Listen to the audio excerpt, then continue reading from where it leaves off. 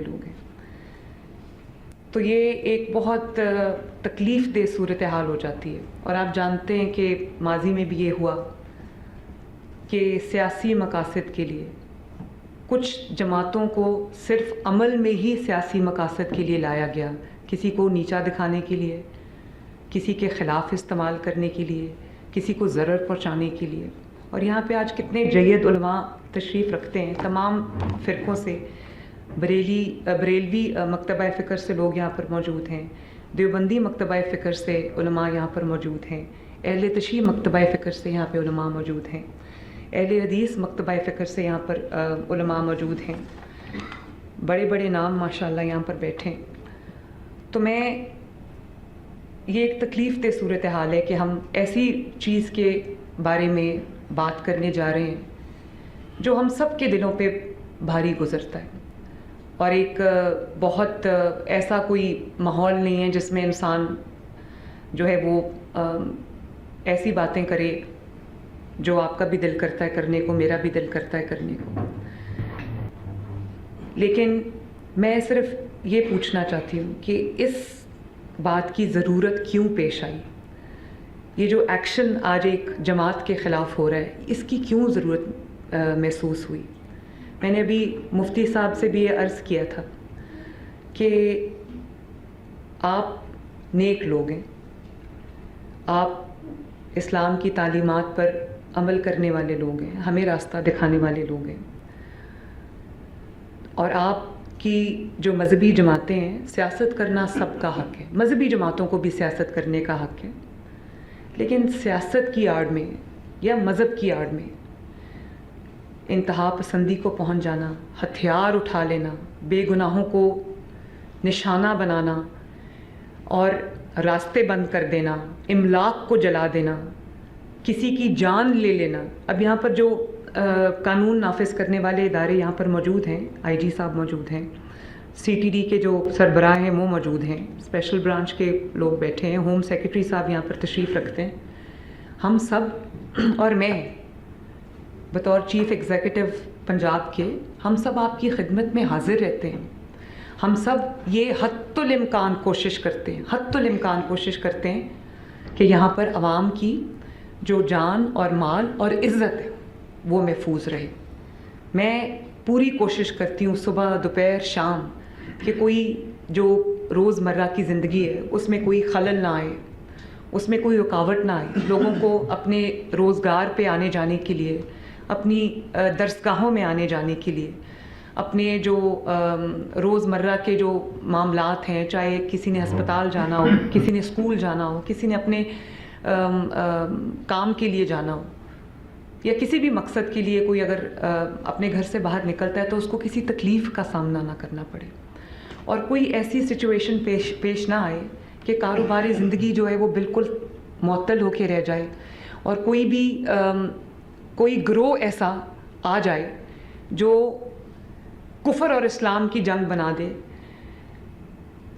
اور ہتھیار اٹھا لے اور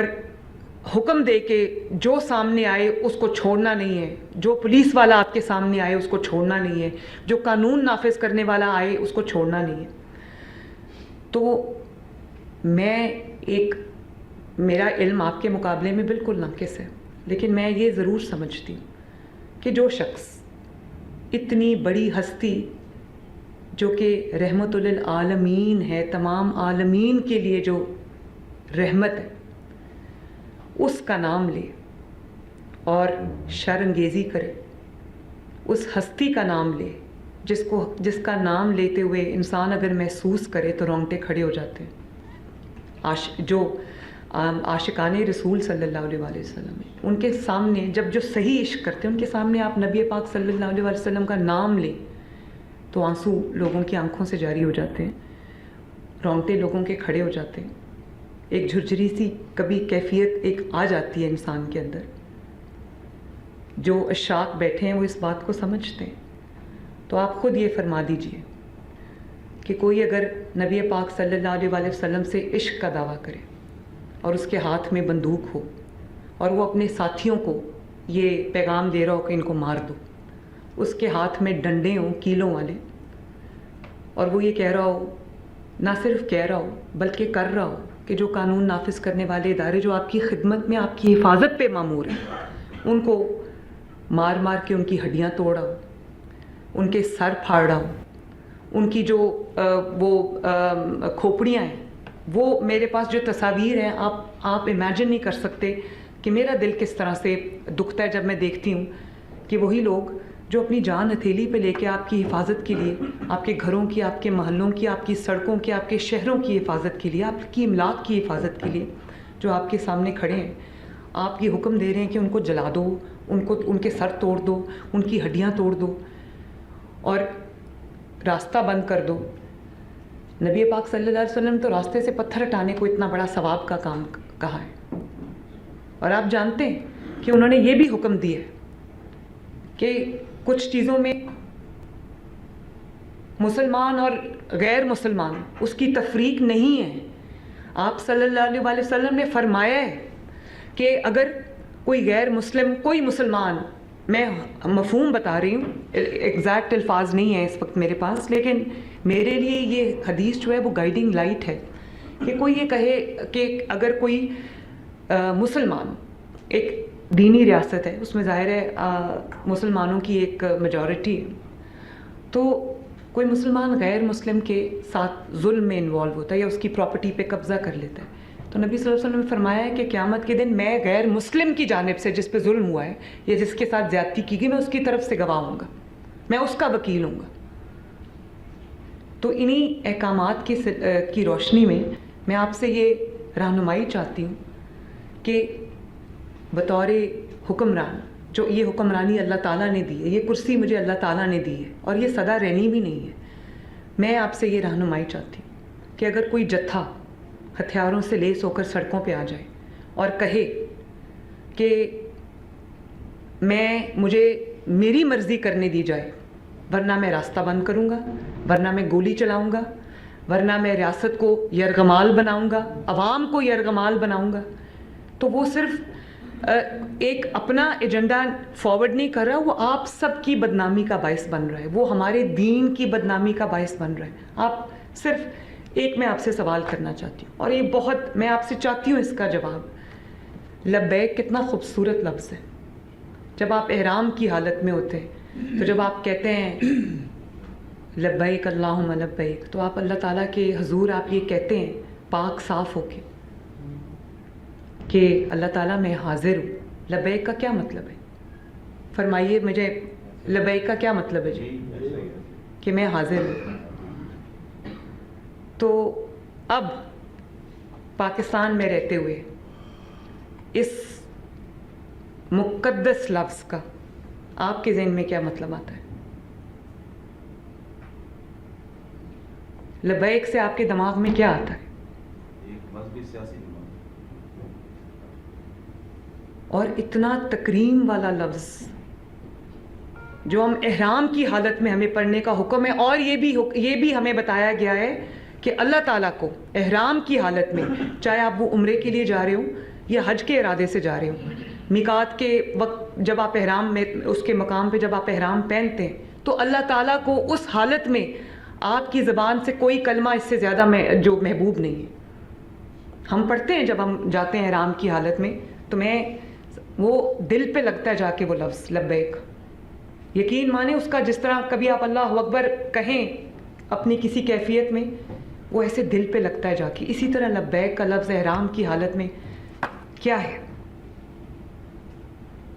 اور جب آپ اذان کا جواب دیتے ہیں، جس کے لیے اللہ تعالیٰ نے کئی لاکھ نیکیاں رکھی ہیں، تو جب آپ حی علی الصلاۃ حی علی الفلاح کہتے ہیں، تو آپ دل میں آپ کو کیا کہنے کا حکم ہے؟ لبیک کہنے کا حکم ہے کہ اللہ تعالیٰ میں حاضر ہوں۔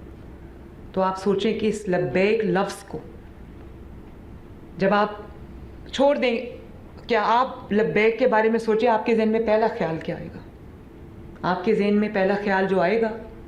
وہی میرا مقصد ہے آج کی بات کرنے کا۔ اور میں آپ سب سے یہ ہاتھ جوڑ کے ریکویسٹ کرنا چاہتی ہوں، آپ کی بیٹی کے طور پہ، آپ کی بہن کے طور پہ، کہ اپنے آپ کو، اب دیکھیں جماعت اسلامی کے ساتھ میرا اختلاف ہو سکتا ہے، سیاسی اختلاف، جو JUIF ہے، یا اور بھی جتنی بھی مذہبی جماعتیں ہیں، میرا سیاسی طور پہ میں ان سے اگری کرتی ہوں یا نہ کرتی ہوں، آپ بھی مفتی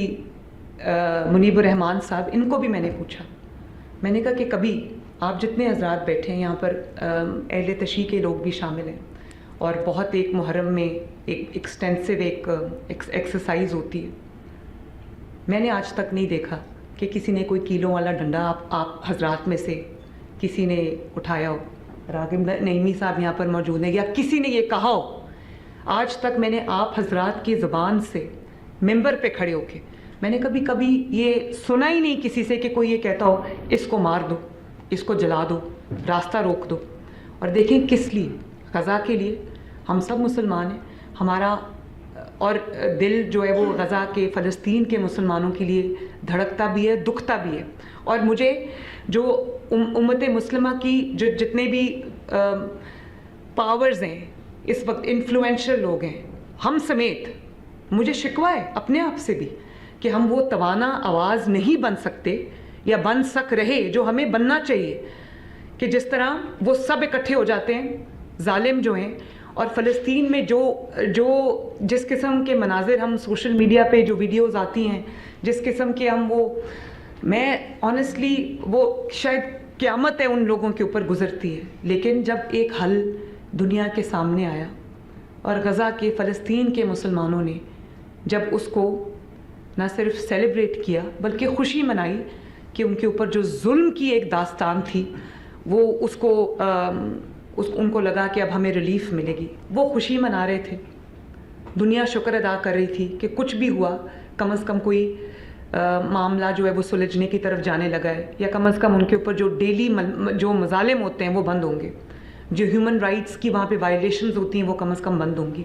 بچے وہاں شہید نہیں ہو رہے ہوں گے، خواتین اور مرد وہاں شہید نہیں ہو رہے ہوں گے، یا لوگ بھوکے کم از کم نہیں مر رہے ہوں گے۔ تو ہم یہ خوش ہوئے، تمام مسلمانوں کو خوشی ہوئی اور ایک امید کی کرن جاگی